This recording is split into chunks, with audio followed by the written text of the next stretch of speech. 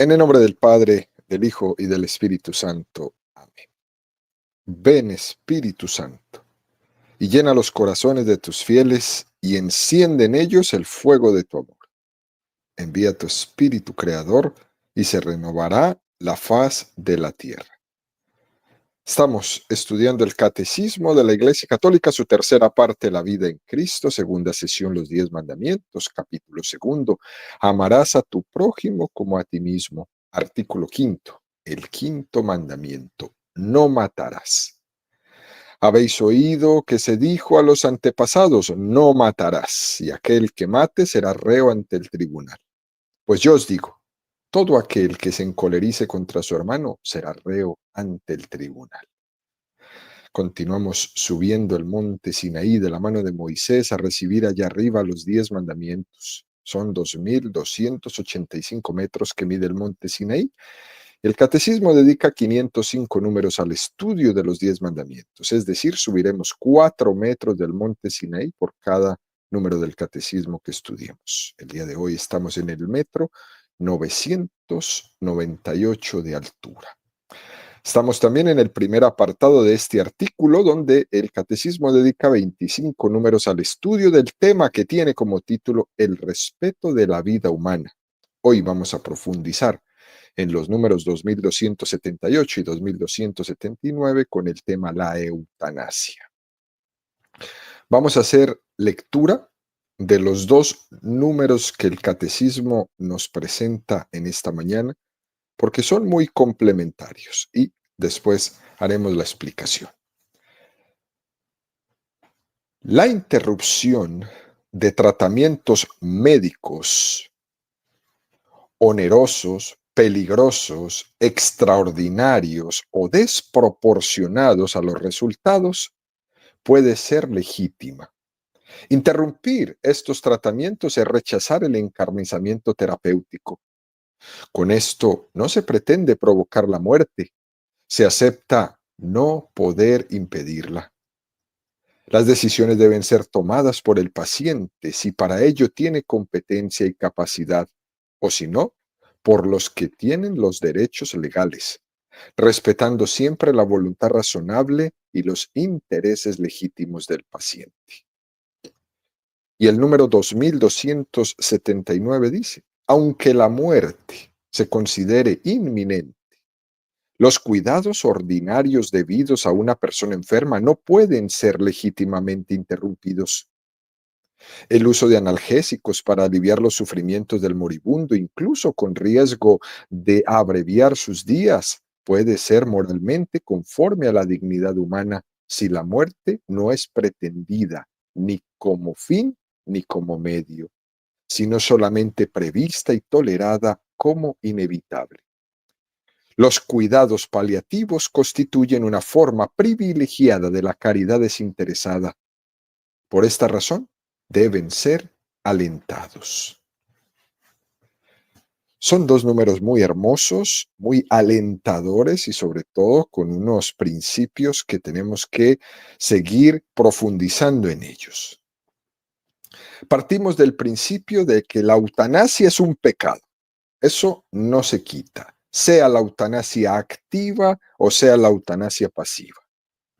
Y esto es un tema muy delicado, como lo hemos explicado también en las catequesis pasadas, sobre todo al preguntarnos cómo distinguir entre los medios ordinarios o proporcionados frente a los medios médicos que en el fondo no nos sanan y alargan la vida de una manera artificial, incluso con un encarnizamiento terapéutico.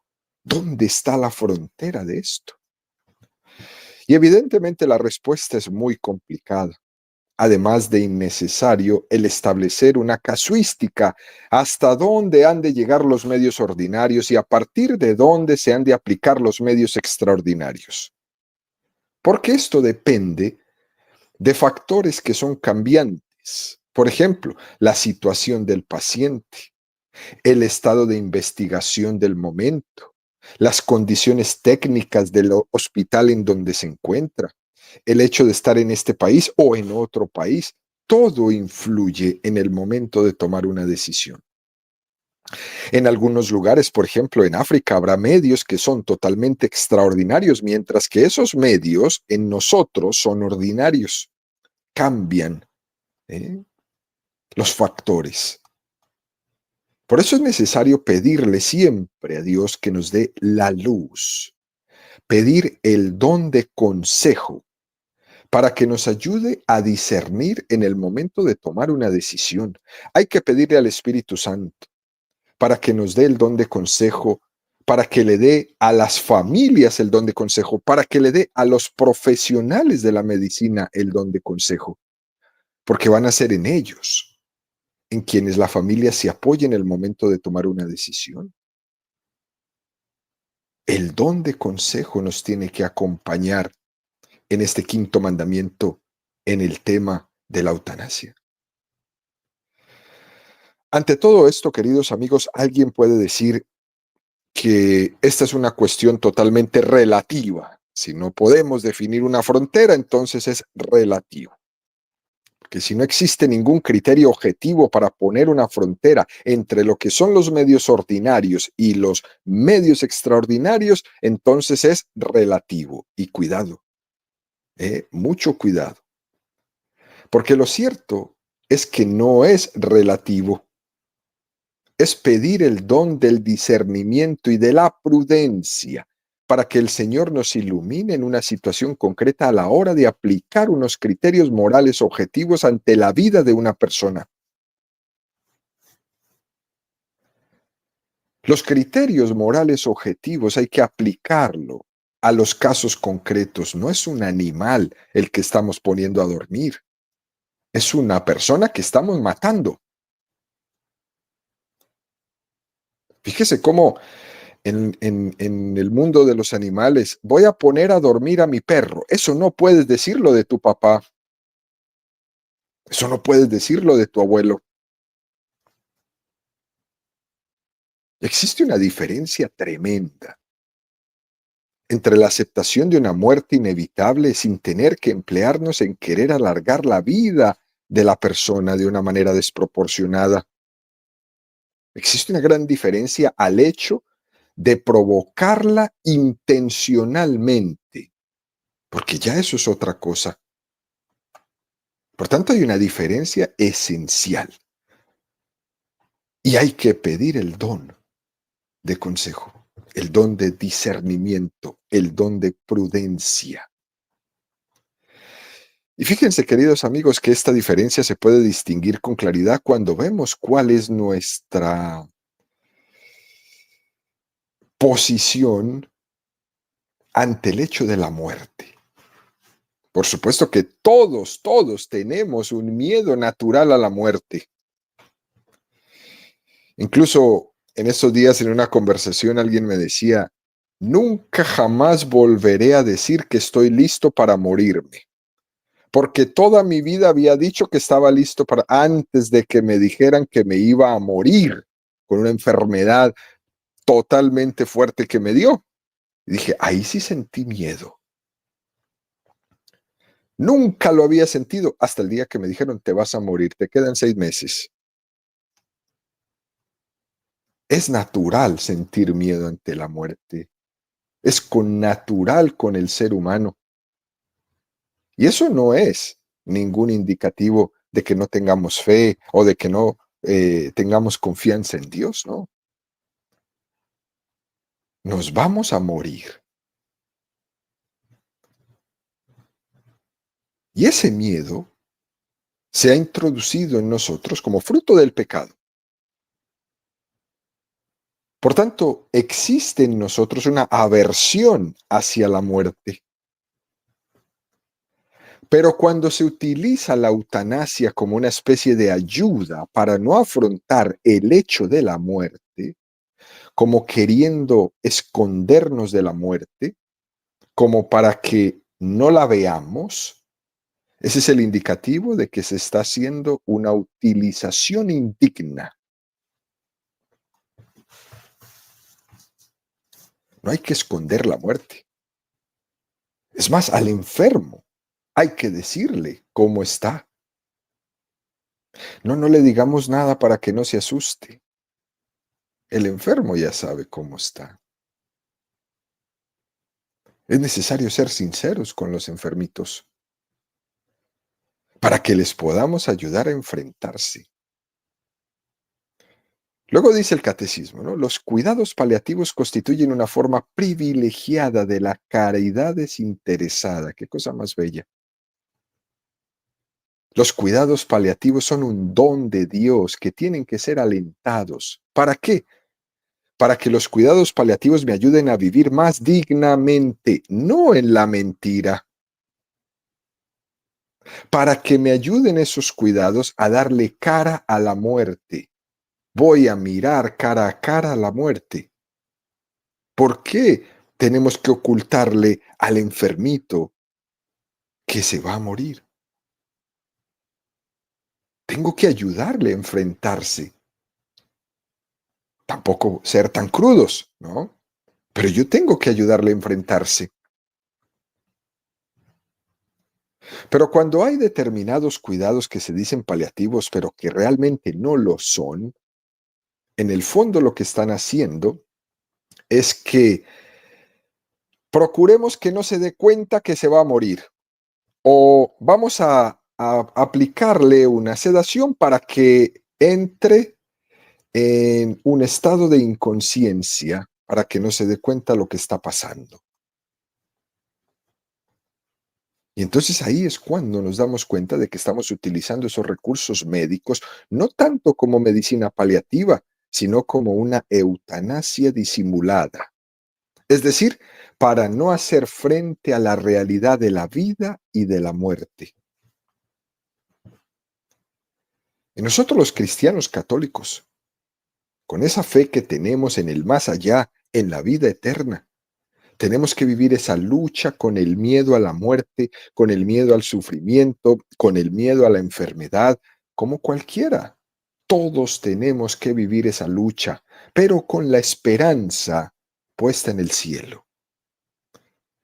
Pero no tengo por qué quitarme de encima el sufrimiento o el dolor o la realidad de la muerte, la cercanía de la muerte.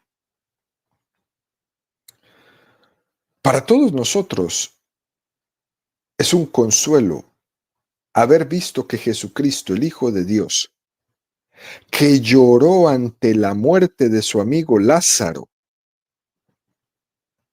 y también tuvo pavor y terror ante su propia muerte, hasta el punto de sudar sangre ahí en Getsemaní, solo con ver lo que se le venía encima, entró en terror. Para nosotros esto tiene que ser muy consolador. También Jesucristo, verdadero Dios y verdadero hombre, con todas las consecuencias, también tuvo pavor a la muerte. Y con eso el Señor nos enseña a afrontar la muerte con dignidad, no quitándosela de encima o haciendo como que no, ocultándomela, no, dándole la cara a la muerte, no huyendo de ella. Porque el cristianismo es una auténtica escuela de vida. Y también en esa escuela nos enseña a morir. Nos enseña a afrontar la muerte con la auténtica esperanza.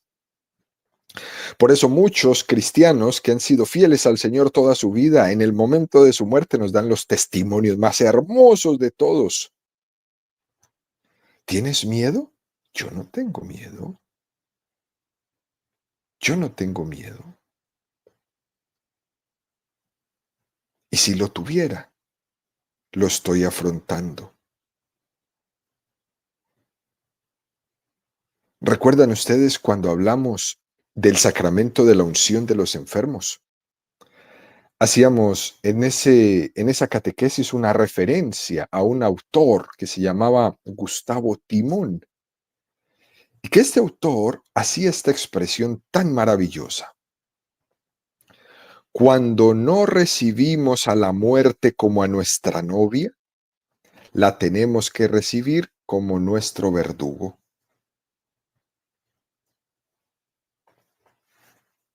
Pensamiento maravilloso que podemos aplicar nuevamente aquí en este quinto mandamiento. Es muy importante que le ayudemos al enfermo a vivir su enfermedad con la mayor conciencia posible, con la mayor dignidad posible, y que incluso los tratamientos corporales médicos no anulen la tarea espiritual que el enfermo tiene pendiente. Ese enfermito también se tiene que purificar, porque a veces resulta que los tratamientos corporales están impidiendo el trabajo del espíritu. Y hay que ayudarle al enfermo a que esos tratamientos corporales le ayuden a estar más atento a su espíritu. Y claro que los cuidados paliativos ayudan, porque en los momentos de dolor o de angustia se le suministra una medicación acorde a que alivie el dolor. Y ese aliviar el dolor sin necesidad de que la persona quede anonadada, eso le ayuda espiritualmente. Pero puede ocurrir al revés en esa medicina paliativa. Puede ser que deje al enfermo innecesariamente aletargado o inconsciente. Y ahí esa medicina entonces no le está ayudando a su tarea espiritual. Ahora uno se pregunta, pero este enfermito, ¿cuál es la tarea espiritual que tiene pendiente? Y esa tarea no es otra que la de acoger la muerte como su novia. Esa es la tarea. No vaya a ser que este enfermito reciba su muerte como su verdugo. Por tanto, debe hacerse una comunicación muy grande entre el factor somático y el espiritual en mí. Y uno debe de ayudar al otro, porque están hechos para ayudarse. Por eso lo expresa el catecismo en este número de una manera tan bonita. La medicina paliativa es una forma privilegiada de la caridad, porque le ayuda al enfermo a afrontar espiritualmente la muerte, a no tenerle miedo a la muerte, a estar preparado para este trance, para este paso, a hablar con sus familiares, a hacer oración, a enfrentar el dolor, a recibir los sacramentos, etcétera, etcétera. La medicina paliativa es una forma privilegiada de la caridad. Es un tema muy interesante entre el diálogo que debe existir entre la fe y la ciencia. Este diálogo entre la finalidad y la función del médico, entre la finalidad y la función del sacerdote, entre la finalidad y la función de la familia y de todos aquellos que están ayudando a sus seres queridos en este momento de enfermedad. Y uno de los aspectos más delicados con respecto a este debate de la eutanasia, queridos amigos, es el famoso tema ese de la decisión libre, de la voluntariedad de las decisiones que tiene que tomar cada paciente. Y se han pegado de esto, de la decisión libre. Y este número del catecismo aquí se hace referencia de que tiene que ser la propia persona quien tome la decisión sobre qué medios han de ser proporcionados o desproporcionados en su tratamiento. Y también hace referencia a que muchas veces tiene que ser o tendrá que ser la familia y las personas que le rodean, cuando el paciente ya no tenga esa capacidad de tomar decisiones, las que decidan por él. Por tanto, en la familia, en las personas cercanas, se ponen en sus manos grandes responsabilidades, que tengan que tomar las decisiones cuando los médicos dan su parte, cuando los médicos informan que ya el paciente no tiene capacidad. Entonces, qué van a elegir ustedes? Les dicen, ¿no? Qué gran responsabilidad. Y esto es inevitable. Y aquí nos volvemos todos corresponsables unos de otros. Por eso tan importante el valor de la familia. Qué importante es la familia en el momento de la muerte.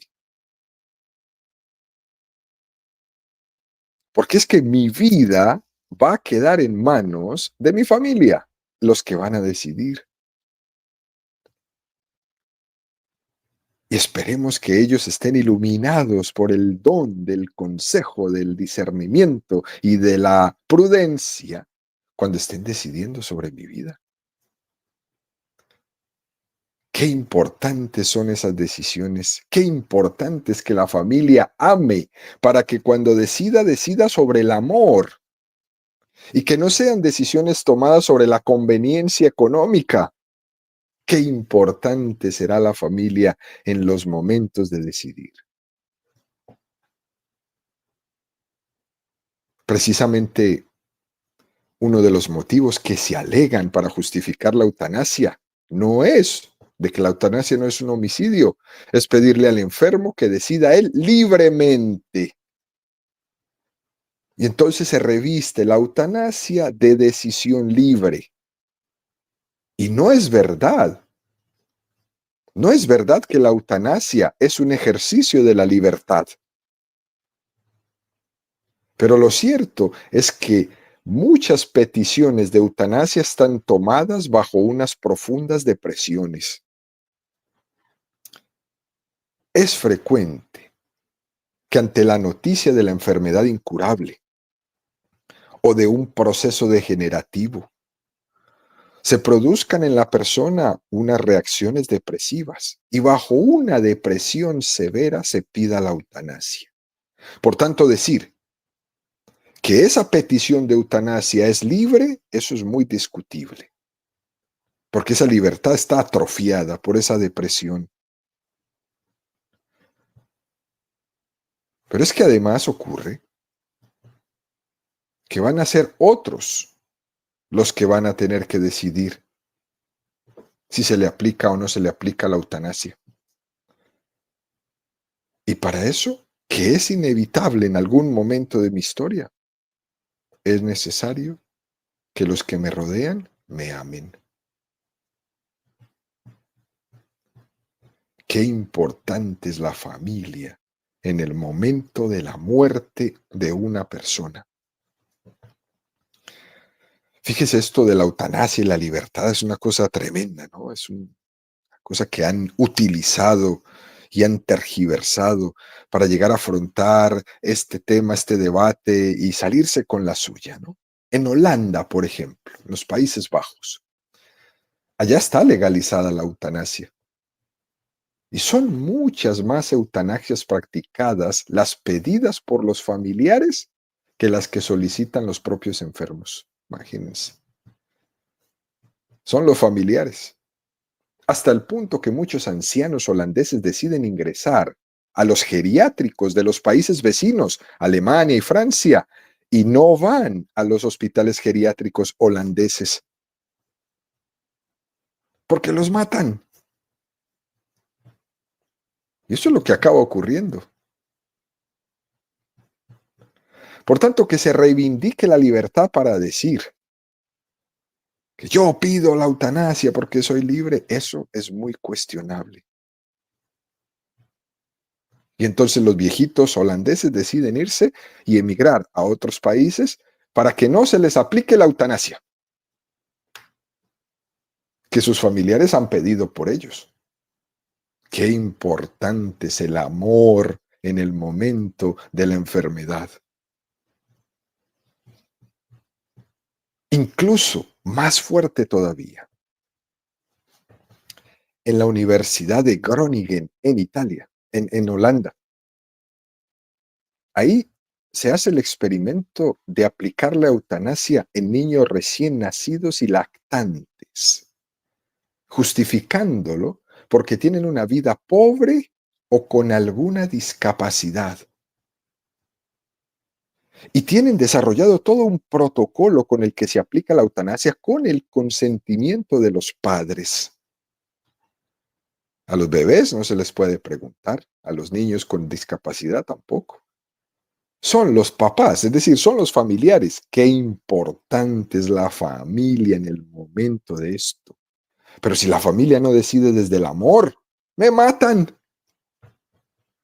me matan. Y una cosa particular, de nada de esto se habla. Nada de esto se habla. Cuando se están debatiendo las leyes para poner o quitar la eutanasia, de nada de esto se habla. Se hablan de algunas cuestiones, pero no de hasta dónde se puede llegar, incluso de practicar la eutanasia a los recién nacidos y a los lactantes, porque son pobres o porque vienen o nacieron ya con alguna discapacidad. Hasta allá se va el mal. Por eso debemos poner mucho cuidado para que en todas las decisiones que se tengan que tomar sea la familia la que decida desde el amor. Porque si no lo hacemos así, entonces va a ser el Estado el que decida por nosotros y va a ser el Estado el que determine qué es lo que va a hacer. Y eso no va a ser nada bueno para la dignidad del enfermo.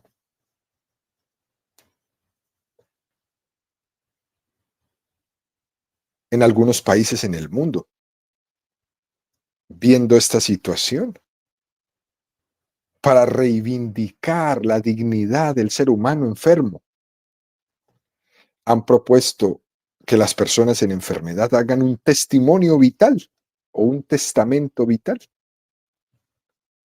para que pueda ahí ejercitar su voluntad. Un testamento que no tiene nada que ver con sus bienes materiales. Un testamento donde la persona manifieste su voluntad de que se utilicen los medios paliativos moralmente correctos o pide que le sean aplicados métodos que no le sean aplicados métodos desproporcionados para alargarle artificialmente la vida, que no se encarnicen con él. O piden tener un estilo de muerte conforme a sus principios. Y ese testamento tiene validez jurídica y moral. Hay que tener un momento de tiempo para hacer esto. También el momento de la muerte se puede convertir en un testimonio para nuestros seres queridos. Que la persona que ha sido coherente toda su vida también sea coherente en el momento de su muerte. ¡Qué testimonio tan bonito! Dios nos suele conceder poder dar este testimonio en el momento cumbre de nuestra vida. Y a esto hay que dedicarle un minuto de tiempo. A veces sufrimos por no poder transmitir a nuestros hijos unos valores espirituales. Pero en el momento de la enfermedad y de la muerte, es un momento privilegiado de evangelizar a nuestros hijos y a nuestros seres queridos. Al final, queridos amigos, la pregunta está clara. ¿Cuál debe ser la actitud de un cristiano ante la eutanasia? Y en general, ¿no? Ante el sufrimiento y la muerte propia o ajena, ¿cuál tiene que ser nuestra actitud? Y gracias a Dios los cristianos católicos tenemos un extra que nos permite aceptar el dolor y la muerte bajo una visión sobrenatural que nos une a Jesucristo en su sufrimiento redentor. Voy a clavarme en la cruz con Jesús. Esto es algo que solo los cristianos tenemos como una ventaja. Y es una ventaja grande frente a aquellos que quieren vivir de una manera digna el misterio del dolor y de la muerte, pero que les faltó el dato más importante, el valor redentor que tiene el sufrimiento. Y nosotros entendemos este valor redentor del sufrimiento desde la cruz. La cruz es la señal del cristiano. La cruz es la clave para darle sentido a todo lo que tenemos los cristianos. Sin la cruz, todo absolutamente todo es un sinsentido, es un absurdo. Pero con la cruz todo tiene luz. El problema que existe en esta sociedad en torno a la eutanasia es que hemos rechazado la cruz. Nos hemos avergonzado de la cruz de Cristo. Y entonces rechazamos la cruz y nos quedamos norteados. Porque la cruz es nuestro norte. Y si no, la tenemos, estamos desnorteados. La cruz es la clave del sentido de nuestra vida. Por eso la invitación que nos hace el catecismo hoy es a ser unos enamorados de la cruz de Jesucristo. También es muy importante que desde el punto de vista cristiano, la oración por los que sufren, la oración por los profesionales de la salud sea siempre. De hecho, si hacemos memoria, todos los domingos en la oración de la misa, en la oración de los fieles, es muy común escuchar estas dos peticiones, por los enfermos y por los profesionales de la salud. Son de las dos oraciones más comunes que tenemos en nuestra liturgia. Porque la oración es un arma muy poderosa y tiene que tener un destinatario muy privilegiado. Voy a orar por el enfermo que está en la cama. Es una oportunidad mía de ejercer la caridad, orando por él. Y es un privilegio para ese destinatario, para ese enfermito, que yo ore por él. Porque el sufrimiento es un momento determinante en la vida. Y yo me uno a ese enfermo en mi oración.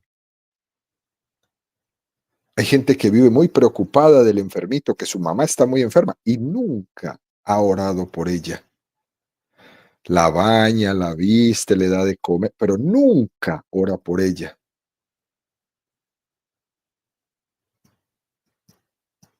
Esto es impresionante. Y el sufrimiento afina la conciencia. Es el momento cumbre de la vida. Es la hora para la que hemos sido llamados. Se acerca mi hora. Y esta es la hora de dar gloria a Dios. El momento del sufrimiento es el momento de dar gloria a Dios. Pero en ese momento del sufrimiento vamos a ser tremendamente tentados. Y por eso es importante orar por nuestra hora. Por eso los cristianos lo rezamos en el rosario ahora y en la hora de nuestra muerte, porque nos estamos preparando para la hora máxima de nuestra existencia, el momento de la muerte, el momento del sufrimiento. Jesús mismo lo dijo, esta es mi hora, yo para esto he venido al mundo. Por eso debemos orar por esa hora determinante de nuestra vida, la hora de mi vida. No es el momento en el que nací, ni el momento en el que conseguí un mejor trabajo, ni el día que se casó. No, no, no. La verdadera hora de mi vida, la determinante, va a ser la hora de mi muerte. Para esto he venido al mundo. Por eso nos unimos en oración por todos los que sufren, por todos los moribundos. No nos olvidemos de orar por ellos siempre. Es una actitud cristiana importante que nosotros dediquemos el tiempo a orar por los enfermos y el tiempo real con los enfermos. Que nuestro apostolado en las parroquias, en nuestros grupos, sea, por ejemplo, visitar a los enfermos. Que se convierta esto en un apostolado importante. ¿Por qué? Porque es más fácil dar cosas que darnos a nosotros mismos, que dar nuestro tiempo, que dar nuestro talento para cuidarlos. Y la iglesia nos invita a darnos con la santa paciencia al pie de los enfermos. Otra actitud que podemos para unirnos a los enfermos, es participar activamente en todos los foros de influencia y de opinión pública, que participemos en el debate público sobre esta cultura de la muerte que quiere impregnar todo y nosotros convertirnos abiertamente en anunciadores de la cultura de la vida y denunciantes de la cultura de la muerte. Otra actitud que podemos nosotros en pro de nuestros enfermitos, de nuestros moribundos, es la coherencia en el momento de votar. El voto es mi denuncia contra cualquier política contraria a la vida. Yo soy un profeta con mi voto.